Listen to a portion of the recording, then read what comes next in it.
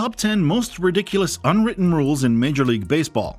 If you're a baseball fan, then you probably know that there is an unwritten rule that states that you should not steal home plate unless the catcher is not paying attention. This is considered to be one of the most ridiculous unwritten rules in Major League Baseball, and it has been broken so many times over the years. The following is a list of the top 10 most ridiculous unwritten rules in Major League Baseball. These are some of the most outrageous rules that have been in place for decades, which are sometimes broken by players and at other times enforced by umpires. Whether or not these rules are good or bad, they have all made headlines over the years for one reason or another.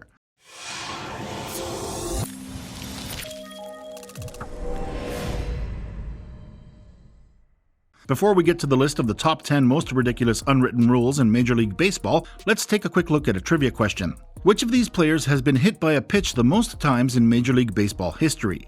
A. Alex Rodriguez, B. Huey Jennings, C. Ty Cobb. Hang in there for the answer to this baseball trivia, and feel free to put your answer in the comments. Also, if you're not already, be sure to subscribe and ring that bell. And here we go. 10. Don't talk about a no-hitter in progress. This rule is almost always broken, and in fact, it may be the only rule in Major League Baseball that is not enforced in practice. When a pitcher is in the midst of a no-hitter, play-by-play announcers will often mention the fact that he is not allowed a hit. When a pitcher is on the verge of throwing a no-hitter, it becomes acceptable to talk about his pursuit of one. 9. Don't steal bases when greatly ahead. Baseball is an odd sport in that, unlike nearly every other sport, it has no clock. This means that games can end in a tie. Although it is unlikely and it rarely occurs, there have been instances where a game has ended in a tie because both teams were too scared to test their luck on the base paths and try to score any more runs on the opposing team. In the aftermath of such a game, a rule was enacted that said that when a team is ahead by 10 or more runs in the 7th inning or later, they should stop trying to score and go into a defensive mode, trying to prevent the other team from scoring.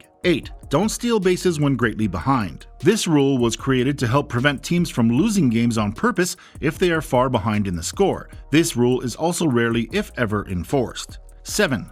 Don't steal third with 2 outs. When a team is ahead late in the game with runners on first and second base, there is often discussion about whether they should attempt to steal third base. This is usually because the team ahead is trying to run out the clock and secure a victory, which can be difficult to do when there are still 2 outs. In order to prevent teams from stealing third base with 2 outs, a rule was once created that said you could not attempt to steal third base unless there were less than 2 outs. 6. If a pitcher hits a teammate, hit one of theirs. A long time ago, when men were men and pitchers were not afraid of hitting their teammates in the head with a 90+ mile/hour fastball, pitchers often hit batters on purpose. This led to many unwritten rules being created by players against such behavior. One of these rules was that if one pitcher hit a teammate, the opposing pitcher was required to retaliate by hitting one of his own teammates. This rule was later changed to say that if a batter got hit by a pitch, the pitcher did not have to retaliate. 5. Don't admire a home run. When a batter hits a home run, everyone in the ballpark stands and cheers. The player has just accomplished something great, and he should be congratulated for it. Unless he is playing in San Francisco or Boston, of course. In those ballparks and many others, if you hit a home run with people on base, you are required to run around the bases quickly so that your teammates can get back in position and your opponents do not have time to admire your hit. 4. Don't step on the pitcher's mound. When a pitcher is throwing the ball, it is considered bad form to step on their mound. This is a rule that was created by the players themselves. The rationale behind this unwritten rule is that stepping on the pitcher's mound disrupts his concentration and messes up his rhythm. 3.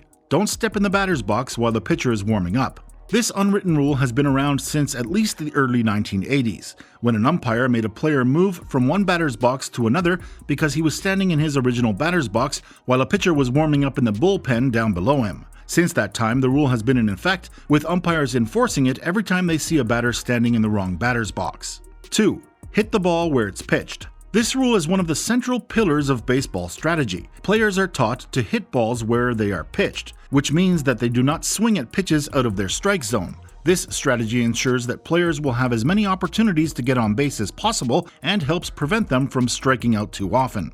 Before we get to number 1, let's take a look back at the trivia question from earlier. Which of these players has been hit by a pitch the most times in Major League Baseball history? A. Alex Rodriguez, B. Huey Jennings, C. Ty Cobb. The answer is B. Huey Jennings has been hit by a pitch the most times in Major League Baseball history. He was hit 287 times by various pitchers between 1890 and 1907. He played for several different teams during his career, including the Baltimore Orioles, Brooklyn Superbass, and Philadelphia Phillies. Now let's get back to our list of the top 10 most ridiculous unwritten rules in Major League Baseball. 1. Play for the win on the road, a tie at home. This useful rule is drilled into every player's head from Little League onward. When playing a game away from home, you should play for the win, but when playing at home, you should play for a tie. The reason behind this is that baseball teams do not get extra points if they tie on the road, but they do get an extra point if they tie at home. The lesson here is that when playing a tie-breaking game on the road, you should play to win, because a tie doesn't help you. When playing at home, you should try to tie, since a tie will help you win the series in case of a subsequent away game tie-breaking game. This rule is useful for tie-breaking games in other sports too. For example, when playing a one-game playoff to determine who goes to the playoffs, you should play to win the game, but if you are already in the playoffs, you should play for a tie. Or when playing a one-game elimination game, you should play to win since there will be no subsequent games. That does it for top 10 most ridiculous unwritten rules in Major League Baseball. We hope you liked it. Agree or disagree, feel free to leave a comment below. Also be sure to subscribe, comment, and like this clip. We put out videos several times a week, so ring that bell to be notified when we post new content. Thanks for watching.